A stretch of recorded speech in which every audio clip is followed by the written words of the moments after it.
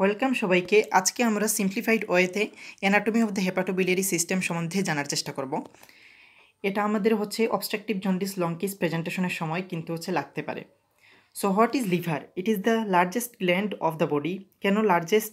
কারণ এটার ওজনই 1.2 থেকে 1.5 কেজি। তো এত বেশি ওজনের একটা অর্গান কীভাবে ডায়াফ্রামের নিচে ঝুলে আছে, এটা কিন্তু আমাদের ইনিশিয়ালি প্রশ্ন জাগতে পারে। তো সেটা তো আর এমনি এমনি ঝুলে থাকে না, তার কিছু সাপোর্ট রয়েছে। সাপোর্ট কীভাবে? তার স্ট্রংগেস্ট সাপোর্ট হচ্ছে ভেইন দ্বারা। Middle hepatic vein, right and left hepatic vein, এগুলা কিন্তু ইনফিরিয়র ভেনা কাপাতে ড্রেন করে এবং এটাই তার স্ট্রংগেস্ট সাপোর্ট হিসেবে কাজ করে।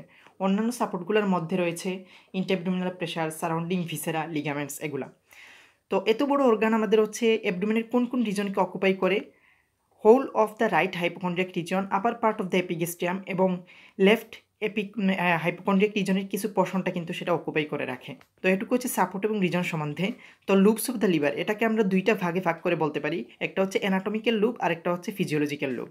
অ্যানাটমিক্যাল লুপ মানে বাইরে থেকে আমরা এটাকে ভিজিবলি এই লুপটা কল্পনা করতে পারি। তো এটা ইনফিরিয়র সারফেসে কীভাবে ডিমার্কেটেড হয়, এই যে গ্রুপ ফর লিগামেন্টাম টেরিস হেপাটিস এবং গ্রুপ ফর লিগামেন্টাম ভেনোসাম, এটা দিয়ে যদি আমরা একটা কাল্পনিক লাইন টানি তাইলে ইনফিরিয়র সারফেসকে ডিমার্কেশন করে। আর সামনের দিকে অ্যাটাচমেন্ট অফ দ্য ফ্যালসিফর্ম লিগামেন্টের যে এরিয়া রয়েছে, লাইন অফ অ্যাটাচমেন্ট, সেটা দিয়ে আমরা লেফট এবং রাইট অ্যানাটমিক্যাল লুপে ভাগ করতে পারি। আর ফিজিওলজিক্যাল লুপে কীভাবে আমরা ভাগ করব? এটা ইনফিরিয়র সারফেসে কোলেসিস্ট কেভাল লাইন, একটা কাল্পনিক লাইন যেটা গলব্লাডার থেকে group for inferior vena CAVA পর্যন্ত বিস্তৃত। এবং সামনের দিকে যদি আমরা ফ্যালসিফর্ম লিগামেন্টের যে অ্যাটাচমেন্ট লাইনের একটু রাইটে কল্পনা করি, তাইলে কিন্তু আমরা রাইট এবং লেফট ফিজিওলজিক্যাল লুপে আমরা ভাগ করতে পারি। তো এটুকু লুপস অফ দ্য লিভার। আর এখানে আমরা পুটো হেপাটিস দেখতে পাচ্ছি। এই পুটো হেপাটিসটা কিন্তু লাংসের হাইলামের মতোই একটা স্ট্রাকচার, যেটা দিয়ে কিছু স্ট্রাকচার বের হয় এবং কিছু স্ট্রাকচার ঢুকে।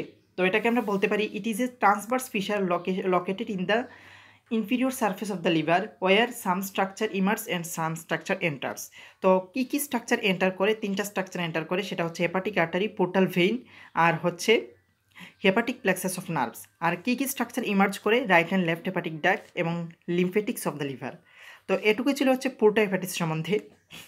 এখন মোস্ট ইম্পর্টেন্ট যেটা ফাংশনস অফ দ্য লিভার, এটা খুবই ইম্পর্টেন্ট এবং আমরা অনেক সময় শুনে থাকি যে মানবদেহের জৈব রসায়নাগার বলা হচ্ছে লিভারকে, আমরা ছোটোবেলায় পড়েছি। তো সেজন্য আমাদের ফাংশন অফ দ্য লিভার কিন্তু জানতে হবে। Metabolic function, exocrine or secretory function, endocrine or synthesis, storage এবং ডিটক্সিফিকেশন ফাংশন। মেটাবলিক ফাংশন হিসেবে ইন্টেস্টাইন থেকে যে নিউট্রিয়েন্টগুলো নিয়ে আসে সেগুলো কিন্তু মেটাবলাইজ করে, যেমন carbohydrate metabolism, protein metabolism, fat metabolism. আর এক্সোক্রাইন এবং সিক্রেটরি ফাংশন যেটা এখানে এক্সোক্রাইন লাগে একটা ফাংশন দেখা যায়, যেমন বাইল সিনথেসিস করে, সে কিন্তু বাইলটাকে ডাক্টের মাধ্যমে সে সিক্রেট করে, সেজন্য আমরা এটাকে এক্সোক্রাইন ফাংশন বলি। এবং এন্ডোক্রাইন ফাংশনের মধ্যে সেটা প্রোটিন সিনথেসিস করে ব্লাডে রিলিজ করে, যেমন হরমোন কিন্তু সেটা ডাক্টের মাধ্যমে রিলিজ না হয়, সরাসরি ব্লাডে রিলিজ হয়, সেজন্য এটাকে আমরা একটু এন্ডোক্রাইন ফাংশন হিসেবে ধরতে পারি। এবং এই দুইটা মিলেই কিন্তু আমরা এটাকে মিক্স গ্ল্যান্ড বলতে পারি। এরপর স্টোরেজ ফাংশন, যেমন সেটা গ্লুকোজকে গ্লাইকোজেনে কনভার্ট করে, সেটা গ্লাইকোজেন হিসেবে কিন্তু সে স্টোরেজ করে রাখে। ডিটক্সিফিকেশন ফাংশন রয়েছে। তো এটুকু function of liver. Segments of liver সম্বন্ধে আমাদের জানতে হবে। সেটা যে এখানে আমরা দেখতে পাচ্ছি যে মিডল হেপাটিক ভেইন দ্বারা কিন্তু লেফট এবং রাইট এই দুইটা সেগমেন্টে কিন্তু বা এই দুইটা পোর্শনে কিন্তু লিভার ভাগ হয়েছে। এবং এরপরে এই রাইট এবং লেফট এগুলো চারটা চারটা করে মোট 8টা সেগমেন্টে কিন্তু লিভার ভাগ হয়েছে। এবং প্রত্যেকটা সেগমেন্টের ইম্পর্টেন্ট যে এদের কিন্তু ব্লাড সাপ্লাই আলাদা। একটা সেগমেন্ট আরেকটা সেগমেন্টের সাথে কখনো ইন্টারেক্ট করে না। যদি আমরা কোনো একটা সেগমেন্টে ইমেজিং করে দেখতে পাই যে এটাতে কোনো কার্সিনোমা ডেভেলপ করছে, তাহলে আমরা ওই সেগমেন্টটাকে শুধুমাত্র রিজেক্ট করে ফেলতে পারি। এতে কিন্তু অন্য সেগমেন্টের উপর কোনো ইফেক্ট পড়বে না, কারণ প্রত্যেকটার ভেনাস ড্রেনেজ এবং আর্টারি সাপ্লাই কিন্তু ভিন্ন। তো এটুকুই এই সেগমেন্টের ইম্পর্টেন্স। এবং এখানে 8টা সেগমেন্ট আমরা দেখতে পাচ্ছি, এটা ক্লকওয়াইজ ডাইরেকশনে কিন্তু অ্যারেঞ্জ রয়েছে, 1 2 3 4 5 6 করে। তো এটুকুই সেগমেন্ট অফ দ্য লিভার। তো এখানে আমরা রিলেশন অফ দ্য লিভার সম্বন্ধে জানবো। রাইট লেটারাল সারফেসে 7 to A11 3 পর্যন্ত রিলেটেড থাকে, অবশ্যই এখানে ডায়াফ্রাম রয়েছে। এবং আমরা যখন লিভার বায়োপসি করি তখন কিন্তু 9th এবং 10th ইন্টারকোস্টাল স্পেস থেকে লিভারের আমরা ম্যাটেরিয়ালসগুলো সংগ্রহ করি, কারণ এর উপরে যদি যাই তাহলে কিন্তু এখানে লাংসের প্লিউরা এবং লাংস এফেক্টেড হয়ে যেতে পারে। তো এরপরে হচ্ছে inferior surface of the liver, এটার রিলেশনে কিন্তু অনেক অর্গান রয়েছে। আমরা লেফটের দিকে যদি যাই, এখানে ইসোফেগাস, তারপরে body and fundus of the stomach, তারপরে হচ্ছে এখানে first part of the duodenum, colon, এরপরে আমরা দেখতে পাচ্ছি gall bladder, inferior vena cava, এখানে হচ্ছে রাইটের দিকে হচ্ছে রাইট কিডনি এবং হচ্ছে রাইট সুপ্রারেনাল গ্ল্যান্ড থাকে। তো এটুকু হচ্ছে relation of the inferior surface of the liver. Supply of the liver বা ব্লাড সাপ্লাই অফ দ্য লিভারও কিন্তু ইম্পর্টেন্ট, কারণ এখানে কিন্তু হচ্ছে ডুয়েল ব্লাড সাপ্লাই আমরা পাই। 80% আসে হচ্ছে পোর্টাল ভেইন থেকে এবং হচ্ছে 20% আসে হচ্ছে হেপাটিক আর্টারি থেকে। তো পোর্টাল ভেইন হচ্ছে ডিঅক্সিজেনেটেড ব্লাডই মেনলি ক্যারি করে এবং সাথে নিউট্রিয়েন্ট থাকে, আর হেপাটিক আর্টারি হচ্ছে অক্সিজেনেটেড ব্লাড ক্যারি করে, এবং এই দুইটা ব্লাডই কিন্তু হচ্ছে হেপাটিক যে সাইনোসয়েড রয়েছে সেখানে গিয়ে মিক্সড হয়। এই অক্সিজেনেটেড এবং ডিঅক্সিজেনেটেড দুইটা ব্লাড মিক্স থাকার কারণে এটা কিন্তু হচ্ছে মিক্সড ব্লাড সাপ্লাই।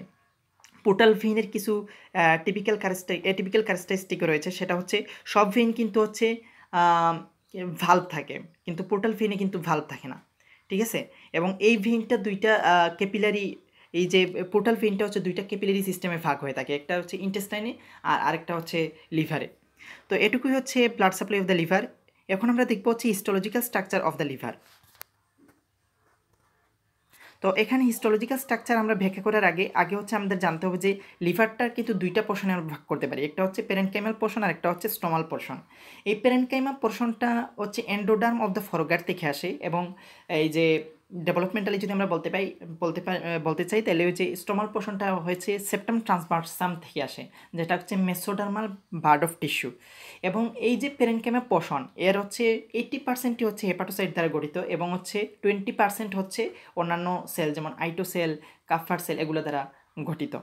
তো কাফার সেল আমরা জানি হচ্ছে এটা হচ্ছে লিভারের ম্যাক্রোফেজ, আর আইটোসেল হচ্ছে স্টিলেট সেল যেটা আমরা আরেক নাম বলি, এবং এটা হচ্ছে ফাইব্রোসিস করতে সাহায্য করে, এবং আরেকটা হচ্ছে সেটা ভিটামিন এ স্টোরেজ করে।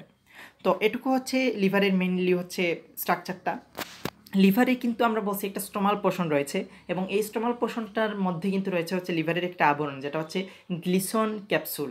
এটাও কিন্তু কানেকটিভ টিস্যুর একটা কানেকটিভ টিস্যু দিয়ে গঠিত, এবং এই যে গ্লিসন ক্যাপসুল, এই গ্লিসন ক্যাপসুলটা হচ্ছে সেটা ইন্টেরিয়র অফ দ্য লিভারে ঢুকে লিভারকে কিন্তু অনেকগুলো লুবিউলে ভাগ করে, যেটাকে আমরা বলতেছি হচ্ছে হেপাটিক লোবিউল। এখানে আমরা দেখতে পাচ্ছি এর চারপাশে কিন্তু হচ্ছে গ্লিসন ক্যাপসুলের হচ্ছে ইন্টেরিয়র পোর্শন রয়েছে, এবং সেটা হেক্সাগোনাল হেপাটিক লোবিউলে কিন্তু ভাগ করেছে, এবং সেটার সেন্টারে রয়েছে হচ্ছে সেন্ট্রাল ভেইন, এবং এর প্রত্যেকটা যে কোনায় রয়েছে কিন্তু পোর্টাল ট্রায়াড। এই পোর্টাল ট্রায়াড গঠিত হয়ে হচ্ছে terminal branch of hepatic artery, terminal tributaries of portal vein এবং বাইল ডাকটিউল দ্বারা। তো হেপাটিক লোবিউল এই যে চারপাশ থেকে এখানে কিন্তু হচ্ছে হেপাটিক লেমিনা রেডিয়ালি হচ্ছে সেটা কোথায় বিস্তৃত থাকে, সেন্ট্রাল ভেইনের দিকে। এই হেপাটিক লেমিনা হচ্ছে হেপাটোসাইট দ্বারা গঠিত হয়। আর এখানে এই যে আমরা পোর্টাল ভেইন এবং হেপাটিক আর্টারি পাচ্ছি, এগুলার ব্লাড কিন্তু হচ্ছে এই সাইনোসয়েডে গিয়ে মুক্ত হয়, মানে হেপাটোসাইটে বা হেপাটিক লেমিনার মাঝখানে এখানে সাইনোসয়েড থাকে। এই সাইনোসয়েডে গিয়ে হচ্ছে মিক্সড ব্লাডগুলা যে হেপাটোসাইটকে সাপ্লাই দেয়। তো এটুকু হচ্ছে আমাদের হেপাটিক লোবিউল সম্বন্ধে। এই হেপাটিক লোবিউল এরপরে যেটা আমরা বলবো সেটা হচ্ছে পোর্টাল লোবিউল। পোর্টাল লোবিউল কীভাবে গঠিত হয়, একটা ট্রায়াঙ্গুলার এরিয়া এটা, এবং সেটা হচ্ছে যে অ্যাডজেসেন্ট তিনটা হেপাটিক লোবিউলের যে সেন্ট্রাল ভেইন আমরা কানেক্ট যদি করি তাহলে হচ্ছে এই ট্রায়াঙ্গুলার পোর্শন গঠিত হয়, এবং এটার সেন্টারে রয়েছে হচ্ছে পোর্টাল লোবিউল। তো এটাকে আমরা বলতে পারি হচ্ছে একটা ভেনাস ইউনিট। এরপর হচ্ছে হেপাটিক অ্যাসাইনাস, এটাকে আমরা মেটাবলিক ইউনিট বলি। এটা হচ্ছে একটা ডায়মন্ড শেপড এরিয়া, যেটার দুই পাশে রয়েছে হচ্ছে সেন্ট্রাল ভেইন, এবং বাকি দুই পাশে রয়েছে হচ্ছে পোর্টাল ট্রায়াড। এখানে যদি আমরা একটা লাইন কল্পনা করি, এই লাইনটাকে তিনটা জোনে ভাগ করা হয়। একটা হচ্ছে জোন 3 যেটা পোর্টাল, জোন 1 যেটা পোর্টাল ভেইনের সংলগ্ন থাকে, সেন্ট্রাল ভেইনের সংলগ্ন যেটা থাকে এটা হচ্ছে জোন 3, আর মাঝখানে থাকে হচ্ছে জোন 2। তো এটা কেন আমরা ভাগ করলাম, এটা হচ্ছে অক্সিজেনের কনসেন্ট্রেশন অনুযায়ী আমরা ভাগ করছি। যেহেতু এখানে হেপাটিক আর্টারি পোর্টাল ভেইন রয়েছে, এখানে কিন্তু হচ্ছে অক্সিজেনের কনসেন্ট্রেশনটা বেশি জোন 1-এ, এবং সেন্ট্রাল ভেইনের কাছাকাছি কিন্তু হচ্ছে জোন 3-তে যেটা সেটা অক্সিজেনের কনসেন্ট্রেশন কম। সেজন্য কোনো টক্সিন দ্বারা যদি ইনজুরি হয় কিংবা ইস্কেমিয়া যদি হয় তাহলে কিন্তু হচ্ছে এই এরিয়াতে নেক্রোসিস হওয়ার সম্ভাবনা বেশি। সেজন্য হচ্ছে এখানে হচ্ছে জোন 3টা হচ্ছে বেশি ভালনারেবল টু ইনজুরি। তো এটুকু ছিল হেপাটিক অ্যাসাইনাস সম্বন্ধে। তো আমরা histological structure of the liver সম্বন্ধে আলোচনা করলাম, এবার হচ্ছে গল ব্লাডার সম্বন্ধে আলোচনা করব। এই গল ব্লাডার কিন্তু হচ্ছে একটা এক্সট্রা হেপাটিক বিলিয়ারি অ্যাপারেটাসের পার্ট। তো what are the intrahepatic and extra hepatic biliary apparatus? Intrahepatic biliary apparatus হচ্ছে এখানে হচ্ছে যে bile canaliculi, canal of Hering right and left hepatic duct. আর এক্সট্রা হেপাটিক বিলিয়ারি অ্যাপারেটাসের মধ্যে রয়েছে common hepatic duct, cystic duct, তারপর হচ্ছে গল ব্লাডার, আর হচ্ছে কমন বাইল ডাক্ট। এই কমন বাইল ডাক্টের লেংথ অনেক সময় আমাদের জিজ্ঞাসা করে, এটা হচ্ছে 5 সেন্টিমিটার এবং ডায়ামিটার হচ্ছে 4 to 6 মিলিমিটার। গল ব্লাডার যেটা, গল ব্লাডারের হচ্ছে ধারণ ক্ষমতা হচ্ছে 30 to 50 মিলিলিটার এবং এটার কিন্তু হচ্ছে কিছু অ্যানাটমি এবং ফিজিওলজি সম্বন্ধে আমাদের জানতে হবে। এর পার্টস রয়েছে হচ্ছে ফান্ডাস, এরপর হচ্ছে বডি, নেক এবং ফাংশন রয়েছে স্টোরস বাইল, বাইলটাকে স্টোর করে এবং এই বাইলটাকে হচ্ছে 10 টাইমস কনসেন্ট্রেট করে। তাছাড়া হচ্ছে এই বাইলের হচ্ছে অ্যালকালিনিটি কিন্তু রিডিউস করে। এরপরে হচ্ছে আমরা দেখলাম এটার ব্লাড সাপ্লাই কি, সিস্টিক আর্টারি, সিস্টিক ভেন, এটা আমরা সহজেই বলতে পারি। আর structure of the gall bladder কি, এটাতে কিন্তু হচ্ছে সাবমিউকোসা এবং মাস্কুলারিস মিউকোসা থাকে না, তাছাড়া মিউকোসা, ফাইব্রোমাস্কুলার লেয়ার এবং সেরোসা সবই কিন্তু আছে। এবং এটার মিউকোসা কিন্তু হচ্ছে আমরা কিছু পরিমাণে সেটা কি হয়, ফোল্ডেড হয়ে যায় এবং যার কারণে মাইক্রোস্কোপিক অ্যাপিয়ারেন্স অনেকটা হানিকম অ্যাপিয়ারেন্সের মতো লাগে। তো এটুকু হচ্ছে স্ট্রাকচার অফ গল ব্লাডার। এবং একটা জিনিস সম্বন্ধে আমাদের জানতে হবে, এটা হচ্ছে ক্যালটস ট্রায়াঙ্গেল। এই ক্যালটস ট্রায়াঙ্গেলের ইম্পর্টেন্স হচ্ছে, এই ক্যালটস ট্রায়াঙ্গেলের কন্টেন্ট হচ্ছে থাকে হচ্ছে সিস্টিক আর্টারি। যখন আমরা কোলেসিস্টেক্টমি করি তখন কিন্তু এই সিস্টিক আর্টারি থেকে বা সিস্টিক আর্টারি ইনজুরি হলে সেখান থেকে প্রফিউজ ব্লিডিং হওয়ার সম্ভাবনা থাকে। এজন্য হচ্ছে কোলেসিস্টেক্টমি করার আগেই কিন্তু হচ্ছে আমাদের এই ক্যালটস ট্রায়াঙ্গেলটা ডায়াগনোস করে বা আইডেন্টিফাই করে সেখানে যে সিস্টিক আর্টারি রয়েছে সেটাকে আমাদের লাইগেট করে দিতে হয়।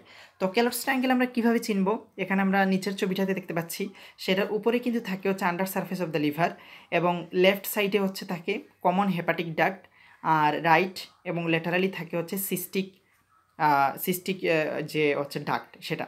তো এই ট্রায়াঙ্গুলার পোর্শনটাকে বা স্ট্রাকচারটাকে আমরা বলতেছি হচ্ছে ক্যালটস ট্রায়াঙ্গেল এবং এটার হচ্ছে মেইন ইম্পর্টেন্ট যে কন্টেন্ট সেটা হচ্ছে সিস্টিক আর্টারি।